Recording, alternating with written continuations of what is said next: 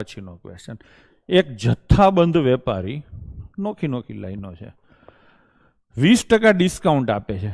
20% discount આપ્યા પછી 10%નું અતિરિક્ત ડિસ્કાઉન્ટ આપે છે. જો કોઈ વસ્તુની છાપેલી કિંમત 10,000 હોય તો છૂટક વેપારી દ્વારા ચૂકવવા પાત્ર ચોખ્ખી રકમ કેટલી હશે? ટૂંકમાં આપણે કાંઈ નથી કરવું, છેલ્લા આંકડા છે, દાખલો સીધો ગણીએ. 10,000 રૂપિયા છાપેલી કિંમત છે, પેલા 20% વળતર આપ્યું એટલે 2,000 રૂપિયા વળતર થાય, તો કેટલા રૂપિયા કિંમત થઈ? 8,000.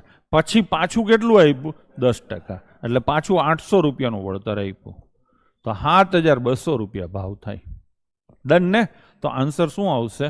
7,200. ડન છે? ચલો, એવું ન કરતા 20 ને 10 30% હારે કરી લેવા, કેમ કે અહીંયા ચોખ્ખું કીધું છે ડિસ્કાઉન્ટ પછીની કિંમત ઉપર 10%નું વળતર. નકર ઘણા તો શું કહે છે 10,000 માં 30% ડિસ્કાઉન્ટ 7,000, મામલો પાર.